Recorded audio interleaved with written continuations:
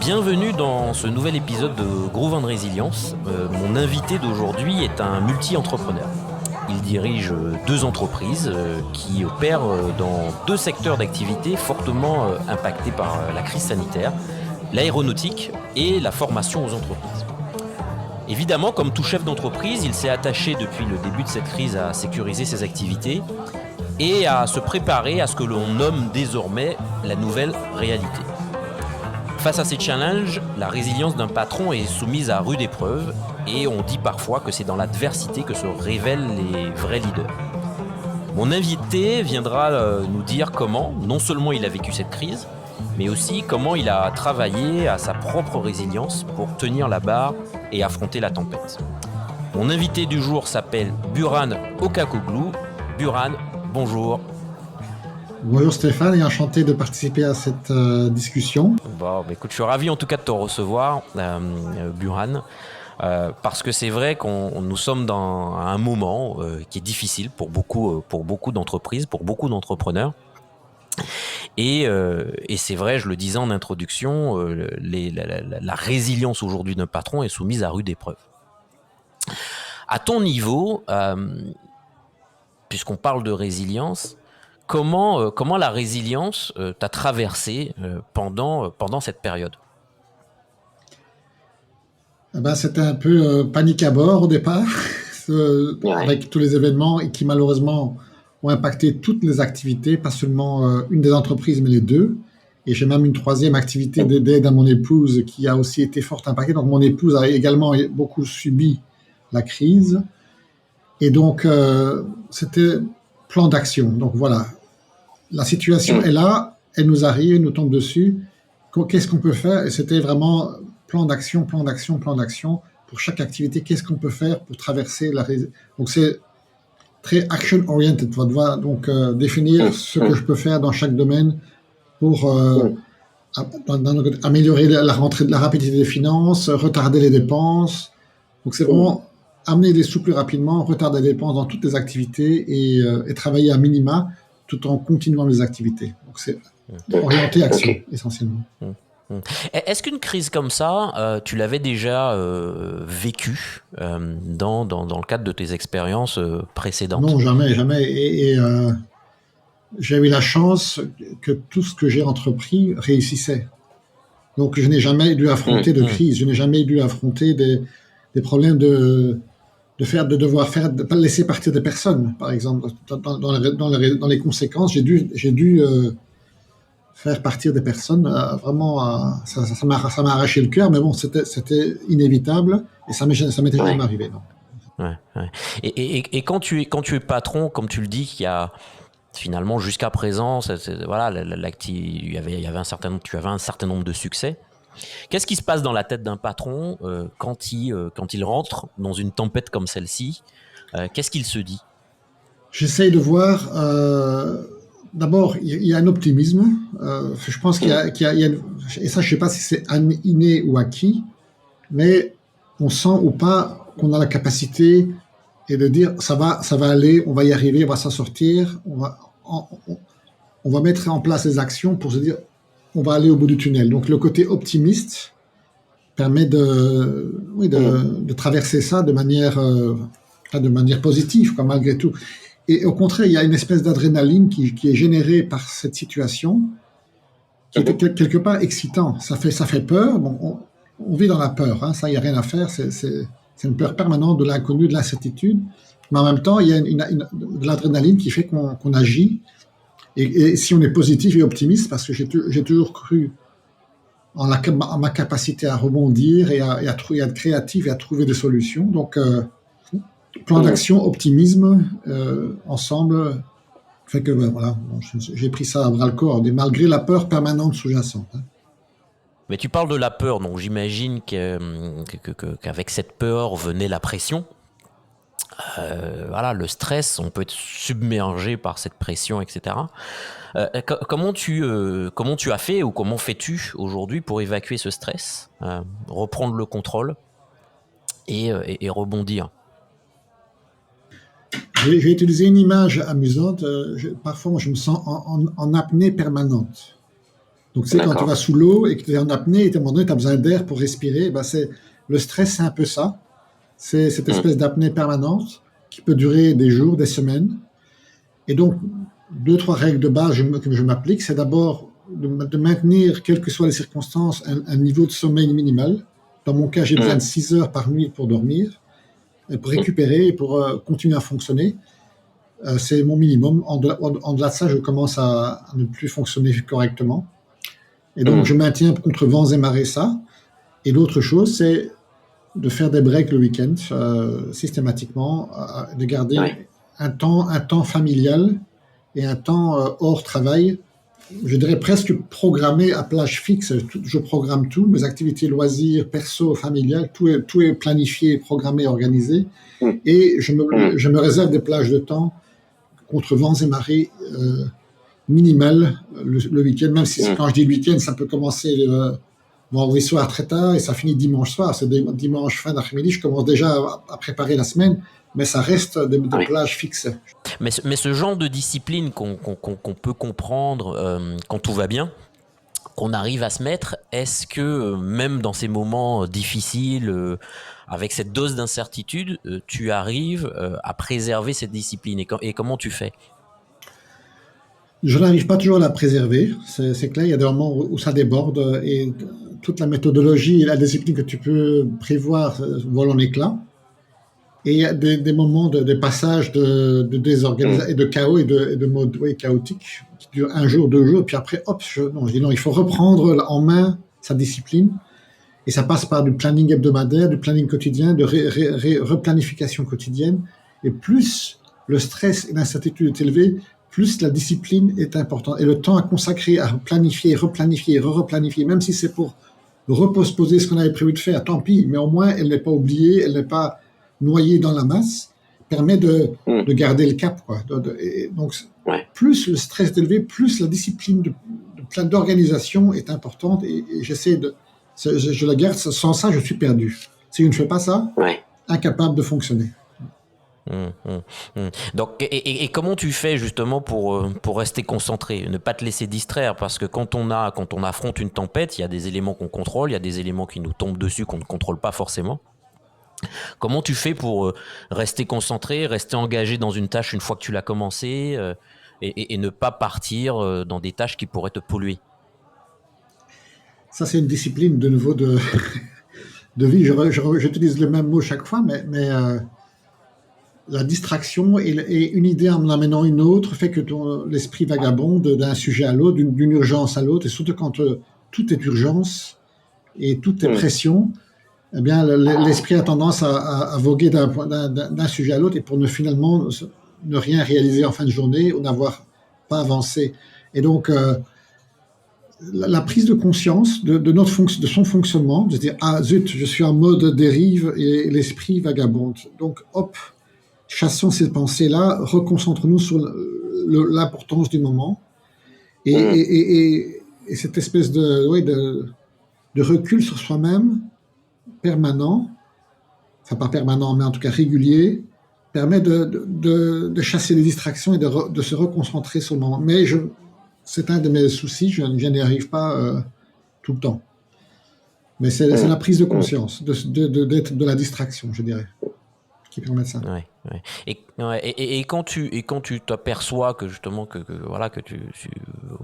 tu perds un peu en concentration, quelles sont tes pratiques? Est-ce que c'est quelque chose que tu fais uniquement à ton niveau? Est-ce que tu te fais aider?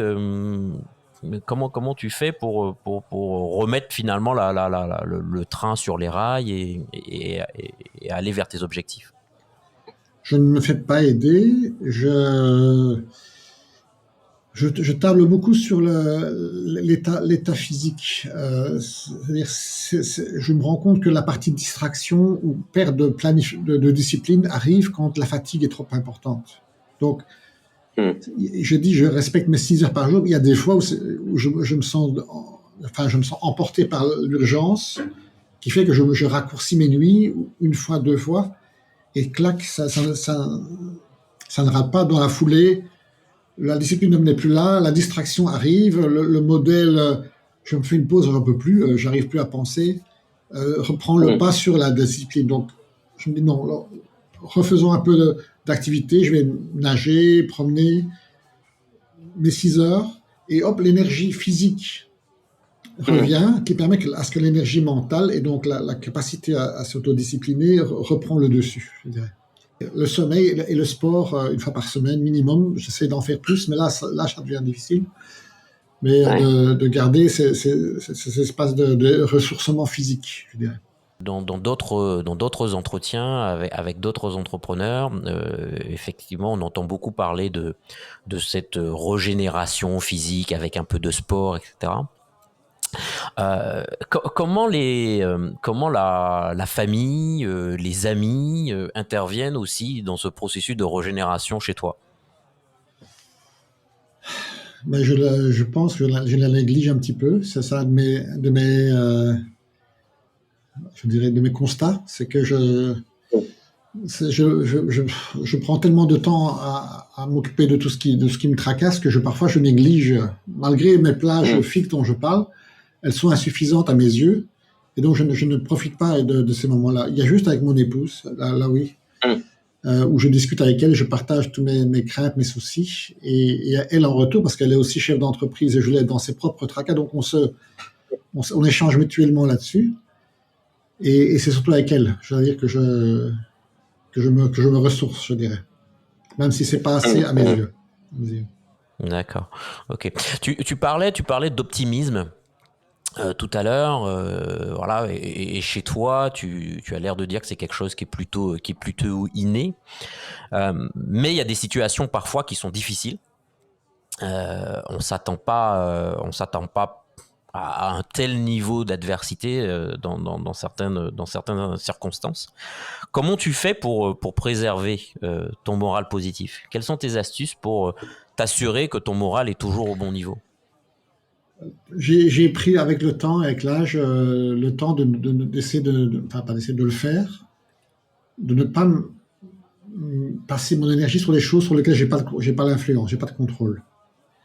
Et par rapport à ce qui se passe, je me pose je fais la réflexion, qu'est-ce qui, à mon niveau, peut être influençable?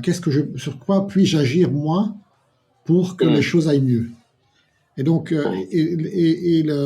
par exemple, j'ai des amis, et ça me fait rire, mais on a des groupes d'amis d'enfance, et ça discute mais non-stop sur le Covid et la crise et les complotistes et ce qui se passe et pourquoi et comment et le professeur. Franchement, moi, ça m'intéresse pas. Est-ce que ça influence ma vie et mon problème à moi? Non. Donc, je ne participe même pas à ces discussions. Je les laisse s'inquiéter, se surinquiéter et ça surenchérit dans un sens positif ou négatif. Je les laisse faire. Je ne peux rien faire à ça. Je m'en occupe même pas. Je m'occupe de ce sur quoi je peux agir. J'ai aussi une confiance en moi historiquement, d'avoir pu toujours rebondir et de me dire toujours, je vois le bout du tunnel et surtout je mets en action ce que je pense être la meilleure chose pour y arriver à ce bout du tunnel. Donc, ne pas m'intéresser à ce que je peux pas influencer, définir un plan d'action, voir un bout du tunnel et le tout ensemble fait que je me suis mis en branle dans la direction que je pense être la bonne et j'aurais fait au mieux. Bien sûr, sous forme de stress, on peut prendre des mauvaises décisions et ce qu'on pense être un bon plan d'action et n'est pas bon, n'est pas la bonne réaction. Et c'est là que parfois je reçois des chocs de réalité en retour avec justement mon épouse ou d'autres amis qui me disent mais t'es con, là, tu fais pas du tout ce qu'il faut, et ça me fait réfléchir, ok, sous stress, j'ai peut-être pris un mauvais plan d'action, mais je corrige comme ça par le feedback que je reçois de certains amis et de mon épouse. Mais c'est grâce à ça, je pense que je garde l'optimisme. Donc, je ne laisse pas tracasser parce que je peux pas influencer. J'essaie de voir ce que peut être la situation dans 6 mois, 1 an après la crise, et plan d'action avec ce que je pense être capable de faire au mieux, selon mes possibilités. Je lisais récemment dans une enquête qui a été faite au niveau international sur l'état d'esprit voilà, des gens, des personnes en ce moment. Et l'étude concluait que le monde était aujourd'hui très anxieux. Et qu'il y avait voilà, plus de 80% des gens qui étaient anxieux. Toi, dans cette anxiété, et j'entends ici et là des personnes qui ont besoin, face à l'anxiété, de s'exprimer, de libérer finalement toutes ces émotions négatives pour pouvoir repartir. Est-ce que ce type de pratique, c'est quelque chose voilà, qui fait partie de ton arsenal pour aller mieux, ou c'est quelque chose que tu ne mets pas du tout en œuvre? Non, là, je suis pas bon à exprimer l'anxiété. Elle est permanente, comme je dis, c'est une apnée permanente pour l'instant. C'est un peu ça le fonctionnement. C'est plus que l'anxiété, c'est de l'apnée. C'est vraiment manque d'air, manque d'air. Et non, je suis très introverti, très peu expressif dans mes sentiments. Mais de nouveau, la personne avec qui je partage ma vie fait office d'écoute. Où je peux parfois exprimer de manière sèche et brutale mes états d'âme et mes anxiétés, et par le simple écoute de cette personne, de mon épouse, et qui est là juste, qui n'est pas là à juger ou à conseiller, mais juste à écouter, ça permet de dire ce qui est au fond de moi, et puis hop, je repars alors en mode d'action derrière. Donc c'est avec elle que je fais ça, avec personne d'autre, je dirais. Même pas les amis proches, parce qu'eux-mêmes ont leur propre tracas, tout le monde est très occupé. Parfois, de temps en temps, je me laisse aller à des petits morceaux, mais très rarement. C'est plutôt avec ma femme, vraiment, avec elle que j'ai ça. Ok. Quand on est un entrepreneur, on le sait tous, c'est avant tout une histoire d'homme ou de femme, et de la volonté de cet homme ou de cette femme de vouloir avancer, de construire quelque chose. Et on se lève tous les matins avec cette idée de mettre un pas devant l'autre et faire avancer nos projets. Comment tu sais ce qui pour toi est la bonne direction? Je ne pense pas qu'on sache, c'est jamais si la direction est la bonne. Je ne pense pas le savoir. Je fais ce que je pense être au mieux, mais bon, je ne sais pas si c'est la bonne direction, j'en sais rien. Il y a des décisions de stop ou encore qu'on se pose régulièrement.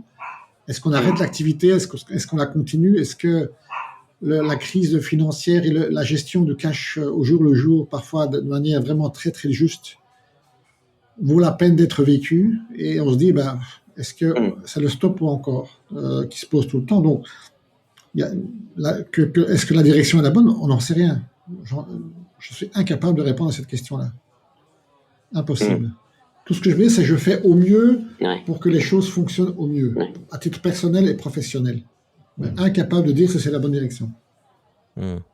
Mais qu'est-ce qui te pousse malgré ces crises, malgré parfois les difficultés qu'on peut avoir tous en tant qu'entrepreneur, qu'est-ce qui te pousse pour autant à continuer à agir, à tenir la barre et à continuer le chemin?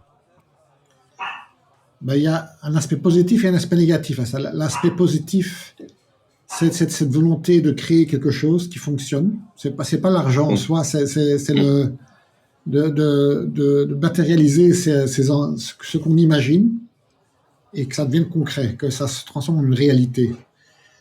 Ça, c'est le côté un peu presque artiste, je dirais, on crée une œuvre mentale qui est une entreprise, une organisation, et on veut la réaliser et on veut la voir concrète. Maintenant, le côté négatif, c'est ne pas arriver à lâcher quelque chose qui ne marche pas fondamentalement. C'est-à-dire, on va continuer, non, il y a encore une chance, non, il y a encore une chance, et peut-être qu'il faut lâcher quelque chose plus rapidement que ce qu'on le ferait, à force de... Donc, c'est la peur oui, je dirais, le deuil d'un projet ou d'une ambition qui peut ne pas arriver assez vite et qui fait qu'on traîne dans une décision difficile mais peut-être nécessaire. Donc ça peut être, il y a un côté positif et un côté négatif dans le fait de ne pas lâcher ses activités, quoi. Et là, je ne peux pas répondre de nouveau sur le fait que aujourd'hui en disant est-ce qu'on prend la bonne direction? Est-ce que ça vaut la peine de continuer une de mes sociétés, par exemple, ou même l'autre? Ouais. Pour l'instant, je suis dans le mode positif et optimiste. Je vois le potentiel à long terme des deux activités qui est énorme dans ma tête, dans ma vision. Et donc, je me dis, je vais continuer. C'est clairement la direction que j'ai prise. Mais il y a une part de ne pas vouloir, peut-être par fierté, je ne sais pas, par orgueil. Je ne sais pas, l'orgueil, c'est pas mon style, mais par manque de, oui, de refuser le deuil de quelque chose qui a peut-être raté, échoué. Ça peut provoquer des retards de décision qui peuvent avoir des conséquences psychologiques, financières importantes. Je comprends. Mais finalement de ton expérience, que ce soit ton expérience d'entrepreneur, mais aussi ton expérience d'avant, en tant que manager d'entreprise, aujourd'hui, quelles sont les pratiques, les habitudes qui t'aident aujourd'hui le plus à tenir la barre et à traverser toutes ces tempêtes?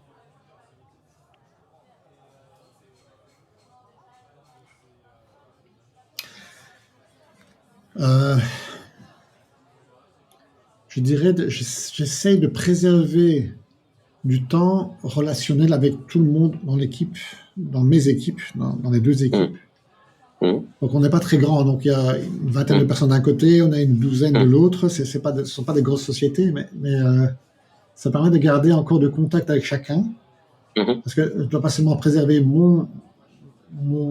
ma résilience, mais celle des autres. Donc, et je me suis rendu compte que l'inquiétude grandissait partout, chez tout le monde.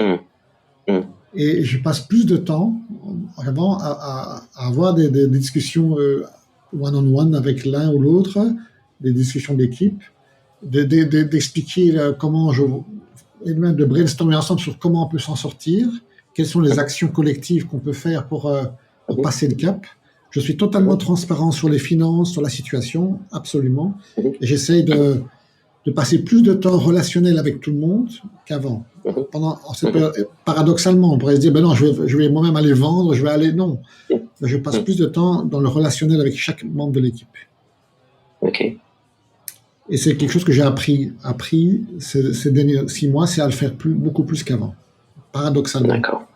Mais finalement, quand tu te places comme ça, à l'écoute des collaborateurs, qui eux aussi sont dans une forme d'anxiété, comment tu fais pour ne pas te laisser aussi embarquer dans l'anxiété qu'ils te partagent? Dans un premier temps, j'essaie de comprendre exactement quel est le niveau d'anxiété, parce que certaines personnes n'expriment pas, d'autres plus. Parfois, ça s'exprime sous forme de colère. J'ai eu affaire à une personne qui a exprimé sa colère, mais je me suis rendu compte que c'était de l'anxiété et pas de la colère, en réalité. Donc, bien comprendre le niveau d'anxiété, et c'est pas toujours facile, parce qu'on est soi-même stressé, on a tendance à moins écouter, mais prendre le temps de le faire. Et je me suis rendu compte récemment que j'ai pas bien réagi face à cette colère, et je me suis travaillé sur moi-même. Je vais de reprendre contact et d'abord de m'excuser, et ensuite de reprendre le temps d'expliquer, de comprendre le pourquoi derrière cette colère. Et ensuite communiquer tout le temps, essayer de faire partager mon optimisme, mon enthousiasme par rapport à la vision de ce que peut être le futur, et de mes idées de plan d'action que je partage en leur demandant d'amener leurs propres idées pour qu'on ait un plan d'action commun. Donc, c'est être transparent, partager la vision de comment on peut s'en sortir, écouter les angoisses des uns et des autres, et c'est un peu de tout ça.